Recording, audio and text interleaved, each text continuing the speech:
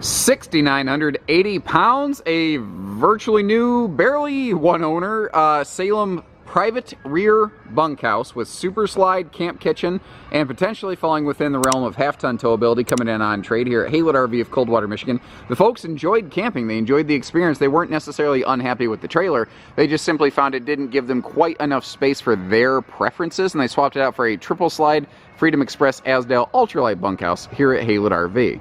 If you need or want to make a travel stop, you can get in, you could sit down and kind of wiggle your way around the dinette or use a sofa. You can access the kitchen, the fridge, but you're not going to be able to get to the bathroom or the bunk room. That's just kind of a pretty common quality of a U-dinette being shoved into a super slide in a floor plan like this.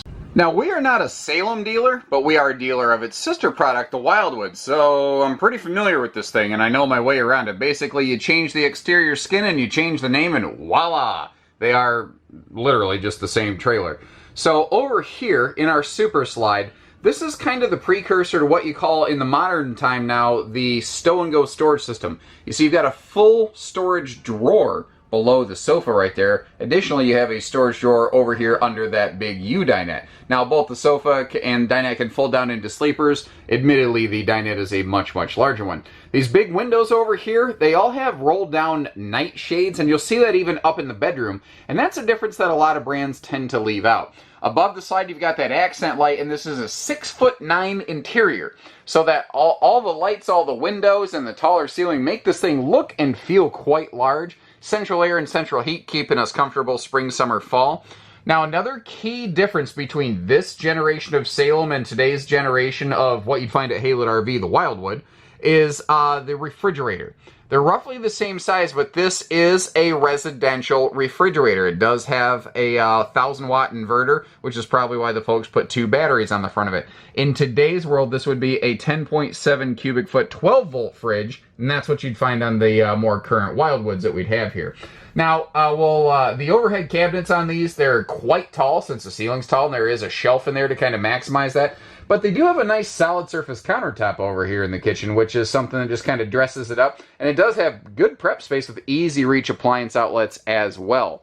Now, this could be a pantry, it could be a linen space, whatever over here, kind of forming a little bit of a mini hallway back to that private sliding door bunk area. But first, quick pit stop over at the rest area.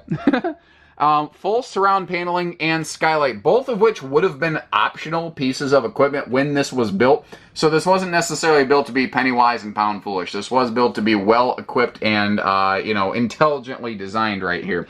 Good. I like how that counter kind of has that little fadeaway right there. It gives you some shoulder space. It's what I call fluffy folk friendly. If you're a little bit thicker, then you've got a little bit more room to be able to get around here. Like I said, there is a sliding privacy door right here, not just a curtain.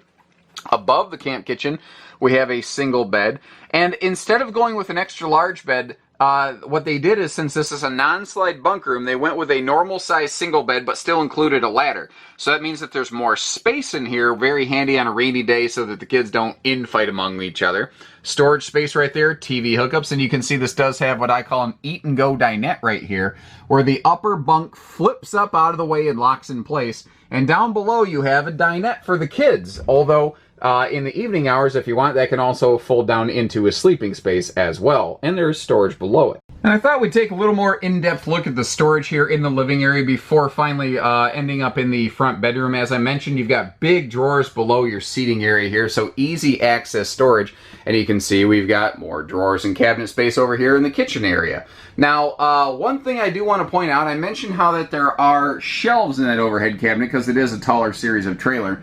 But you've also got a great space for a wastebasket right under the sink right there, as you can see. So you don't have to have Walmart bags strapped to your cabinetry. You've got a nice space for a wastebasket whenever you need it. Now we're going past the Bluetooth stereo system right here. If you want, there's plenty of room to mount a big screen to this wall, although it doesn't look like anyone ever has. You'll see when we get into the bedroom, the back side of this wall also has a little TV alcove. Although first, the easy lift bed decking that we have right here gives you some wide open, easy storage access. Very handy if you have cargo in that front pass-through and it shifts. Also, you've got a handy little kind of laundry hamper right here, so you can have a laundry basket down in that compartment. And it solves a tricky thing in RVing. What do you do with yesterday's clothes now that it's today? And thankfully they answered that question for us. Again, in the bedroom, we still have those roll-down blackout shades. There's the TV hookup area there in the bedroom that I mentioned. And I love this extra kind of dresser space that they have over here. You might need to fold things up like an extra time. Like if you normally fold a shirt one way, you might have to fold it in half one more time. But you can always find something to stuff in a cabinet like that. And under that front bed, you see we have a large storage compartment here, which is plenty big if you want to use that little solar prep plug right there and get yourself a little portable solar panel, or if you have like a grill or a griddle or something you want to bring with you, that bigger, taller, wider baggage door makes it easier to access. You can see this has those stable steps, which everybody loves. It keeps the rocking and rolling out of the RV as you come and go. The folks also put 2 batteries on the tongue of this. I'm estimating they did that as a result of the fact that this does have that residential refrigerator and 1,000-watt inverter to be able to run it going down the road. One battery will work. 2 is a better idea, especially if you ever lose power. You're going to be very happy you have that second battery there. Now this has power awning, power tongue jack, power corner stabilizer jack. So everything on this is push button, simple and easy. And an interesting thing they've always done over at the Salem and Wildwood camp. In the most recent generation, they've begun to enclose the underbelly like on a full-blood Wildwood.